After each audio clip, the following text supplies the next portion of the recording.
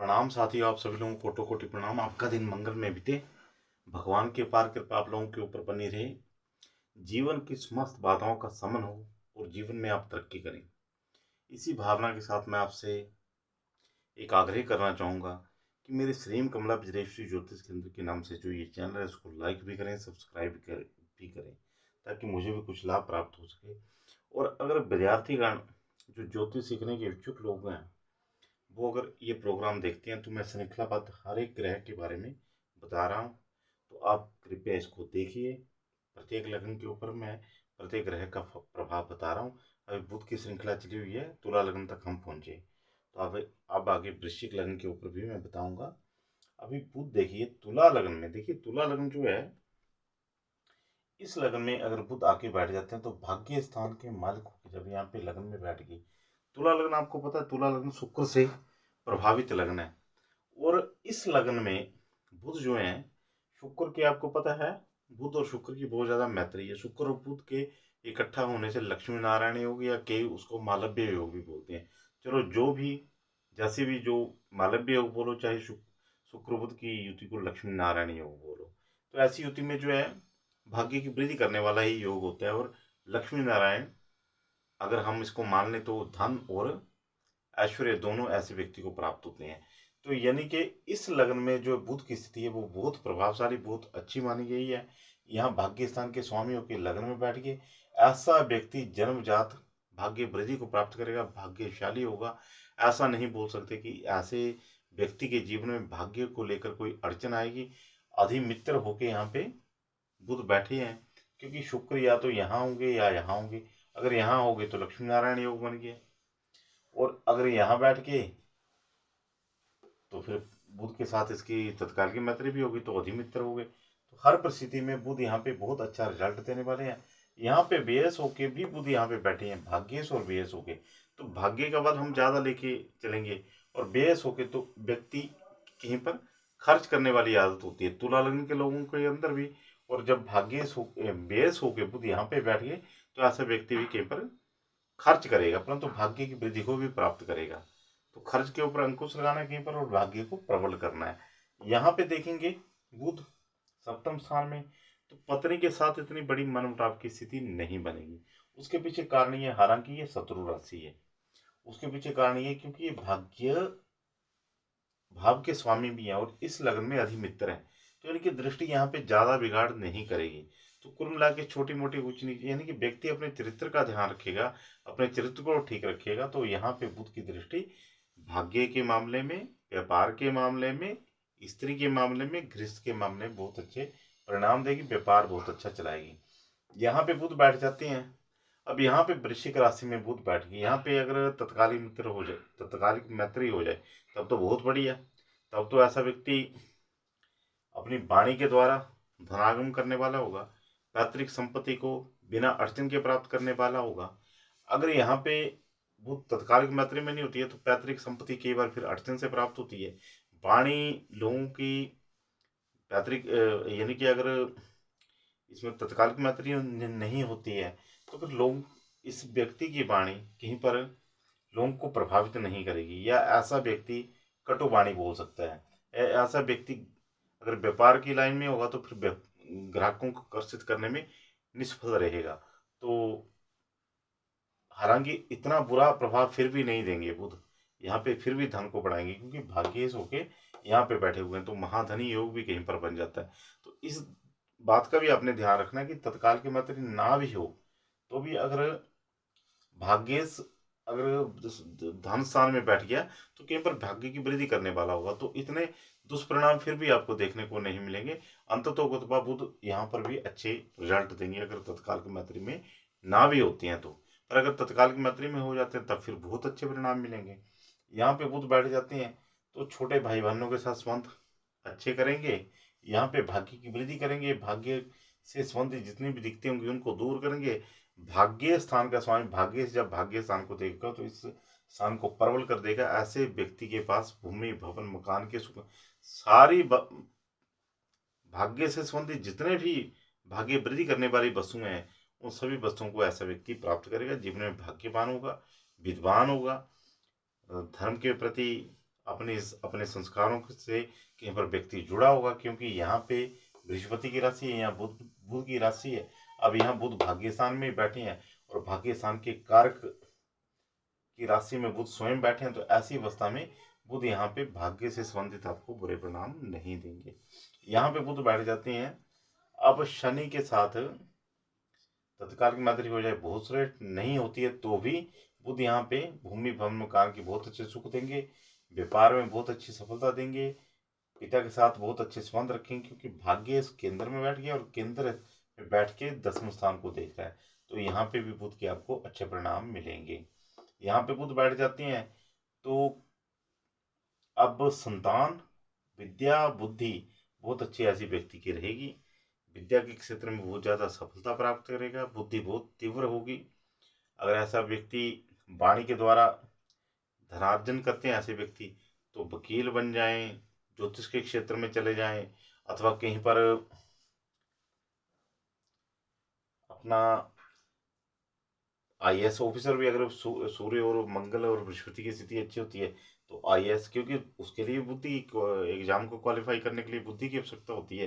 तो बुध का तो कहीं पर भी आप अगर देखेंगे, उच्च पद पर भी अगर पहुंचना है तो बुध और बृहस्पति को देखना अति आवश्यक हो जाता है, क्योंकि कहीं पर क्वालिफिकेशन की अगर बात आ जाती है, कहीं पर कोई टेस्ट क्वालिफाई करना है, तो वहां पे बुध और बृहस्पति का बली होना बहुत जरूरी है।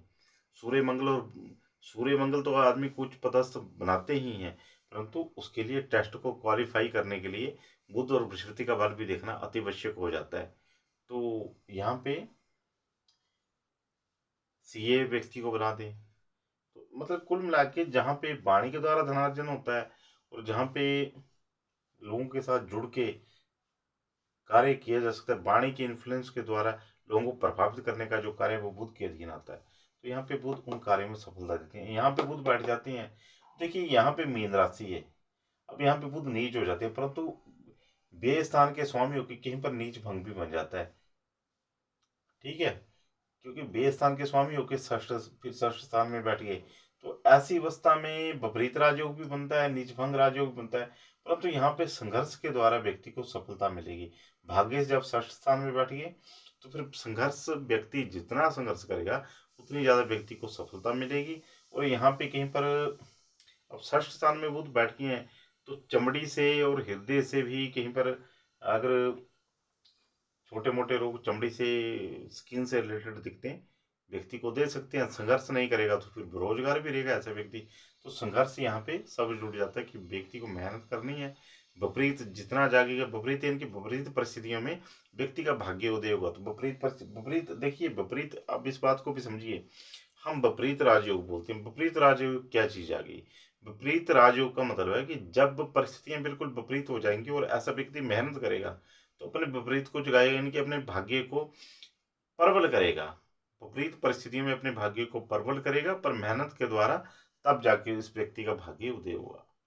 तो विपरीत, जब परिस्थितियां सारी विपरीत हो जाएंगी तो भाग्य की वृद्धि होगी। यहाँ पे बुध बैठ जाते हैं तो व्यक्ति को चरित्र अपना ठीक रखना है। बुध यहाँ पे लगन को देखेंगे, व्यक्ति के व्यक्तित्व को भव्य बना देंगे, राजकुमार वाला व्यवहार होगा ऐसे व्यक्ति का, बहुत सुंदर और बहुत अच्छी वाणी वाला होगा, बहुत ज्यादा लोगों को अपने प्रभावित करने वाला होगा, क्योंकि वाणी स्थान का स्वामी। देखिए सुंदरता, यहाँ पे तुला राशि आ गई, शुक्र की राशि। अब यहाँ पे बुध इस स्थान को देख रहे हैं, तो यहाँ पे व्यक्ति के व्यक्तित्व को भव्य बना देंगे। वैसे ही तुला लग्न वाले आपको पता ही है, अट्रैक्टिव लोग होते हैं, सुंदर होते हैं, तो यहाँ पे व्यक्ति और ज्यादा भव्य हो जाएगा और बहुत ज्यादा उसका व्यक्तित्व सुंदर हो जाएगा इस स्थान में बैठ के। इस स्थान पे बैठ के जब इस स्थान को देखेंगे तो कुल मिला के, अब यहाँ पे चरित्र ठीक रहेगा तो पत्नी के साथ मनमुटाव वाली स्थिति नहीं बनेगी, पत्नी के साथ विचार अच्छे रहेंगे। क्योंकि चरित्र अगर खराब हुआ तो फिर गृहस्थ जीवन ऐसे व्यक्ति का खराब हो जाएगा, क्योंकि यहाँ पे शत्रु राशि बैठी है। और अगर चरित्र को व्यक्ति ने ठीक रखा तो व्यापार में भी सफलता मिलेगी और पत्नी गृहस्थ में भी ऐसे व्यक्ति को सफलता मिलेगी, क्योंकि बुध भाग्य सुख यहाँ पे बैठ के। तो ये आपने जोड़ के और कुछ अपने ऊपर भी कहाँ पर हम गलत हैं, उन परिस्थितियों को ठीक करके हम ग्रहों को भी ठीक कर सकते हैं। अब यहाँ पे बुध बैठ जाते हैं अष्टम स्थान में आके, तो अब यहाँ पे थोड़ा सा देखिए विपरीत, यहाँ पे थोड़ी बहुत स्किन से रिलेटेड दिखते हैं बुध दे सकती हैं, और यहाँ से यहाँ बैठ गए हैं तो यहाँ पर भी विपरीत राजयोग बनता है। व्यय स्थान का स्वामी अष्टम स्थान में बैठ गया है। अब भाग्येश अष्टम स्थान में बैठ गया और व्यय स्थान, अब यहाँ पे बोलते हैं विपरीत राजयोग। विपरीत राजयोग मैंने आपको समझा दिया।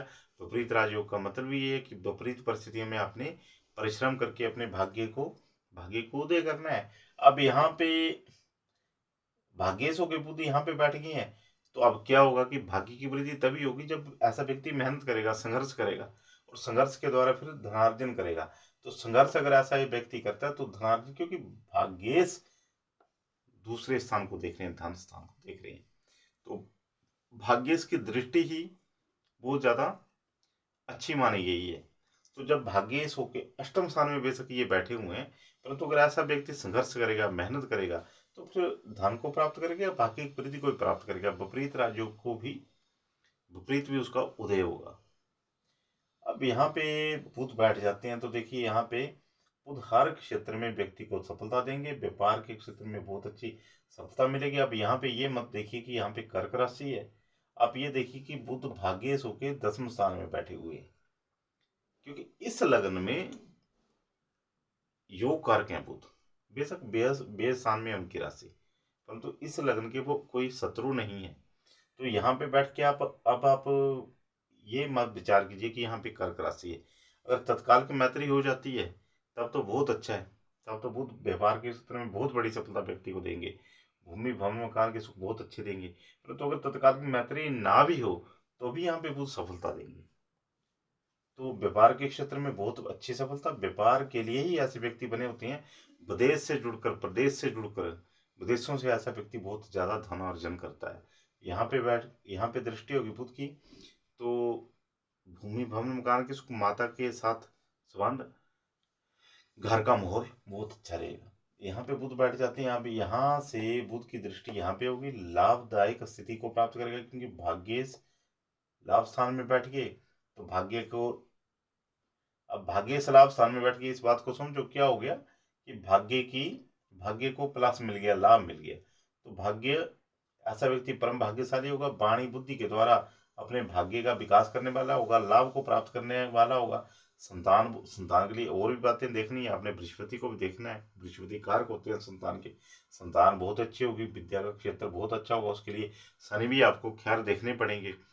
परंतु अगर हम बुध के ही फलों को लेकर बात करें तो बुध यहाँ पे आपको अच्छा ही परिणाम देंगे, और लाभ के क्षेत्र तो आपके विकसित करेंगे ही करेंगे। यहाँ पे बुध बैठ जाते हैं व्यय स्थान में। अब देखिए भाग्य से जब व्यय स्थान में बैठ जाता है और वहां पे बुध की कन्या राशि है, तो ऐसी अवस्था में अपनी राशि में बैठे हैं बुध, प्रदेश से व्यक्ति को सफलता मिलेगी। यहाँ पे दृष्टि होगी तो कहीं पर रोग और रिपु से व्यक्ति को बचना है। ऋण हो जाए तो इतना कोई वो खराब होने वाली बात नहीं है, परंतु रोग और रिपु, क्योंकि अगर छोटा सा रोग हुआ तो वो बड़ा रूप धारण कर सकता है। ऐसी अवस्था में यहाँ पे बुध बैठे हैं तो व्यक्ति को अपने भाग्य को उदय कोशिश करनी चाहिए कि अगर वो विदेश में चले जाए तो उसके भाग्य की वृद्धि होगी, क्योंकि भाग्य जब भी व्यय स्थान में चले जाते हैं तो विदेशों से व्यक्ति का भाग्य उदय होता है। तो ये देख लेना है। और लगभग तुला लगन में आप देखिए यहाँ पे पन्ना धारण कर सकती हैं, यहाँ पे लगन में बैठा हो तो भी पन्ना धारण कर सकती हैं, यहाँ भी पन्ना धारण कर सकती हैं, यहाँ भी पन्ना धारण कर सकती हैं, यहाँ भी पन्ना धारण कर सकती हैं। कुल मिला के मैं आपको हरी झंडी दूंगा यहाँ पे, यहाँ पे, यहाँ पे, और यहाँ पे, और यहाँ पे। तो इन परिस्थितियों में यहाँ पे भी, यहाँ पे तो परम पन्ना धारण करेगा व्यक्ति तो परम भाग्यशाली बनेगा। तो यहाँ पे भी पन्ना धारण कर सकते हैं। कुल मिला के तुला लग्न की कुंडली में अगर पन्ना वैसे भी धारण कर लिया जाए तो कोई इतना खराब परिणाम आपको नहीं देगा। परंतु अगर दुष्कर परिस्थितियों में यहाँ पे बैठ गए हैं बुध, यहाँ पे बैठ गए हैं और साथ में राहु शनि मंगल इत्यादि ग्रहों की दृष्टि या पीड़ित हो गए हैं या पाप कर्तरी दोष में आ गए हैं, फिर आप पन्ना धारण कर लेते हैं तो फिर कहीं पर बुध के परिणाम आपको खराब मिलेंगे। तो कुल मिला के बुद्धि विद्या ज्ञान के कारक भी हैं। अब बुध के द्वारा हम वाणी का विचार भी करते हैं, विद्या का भी करते हैं, बुद्धि का भी करते हैं। तीव्र बुद्धि का विचार बुध से किया जाता है। और बुध के अधिष्ठाता देवता जो हैं वो भगवान गणेश हैं। तो बुध के पर आपके पाप पीड़ित है, भगवान गणेश की उपासना शुरू कर दीजिए, बुध के आपको अच्छे परिणाम मिलेंगे। तुला लग्न वालों के लिए, मिथुन लग्न वालों के लिए, कन्या लग्न वालों के लिए बुध की उपासना नितांत आवश्यक है, भाग्य की वृद्धि करनी हो तो। इसी के साथ मैं अपने विचारों को यहाँ पे विराम देता हूँ और मैं चाहूँगा आप मेरे वीडियो को शेयर भी करें, लाइक भी करें और चैनल को सब्सक्राइब भी करें।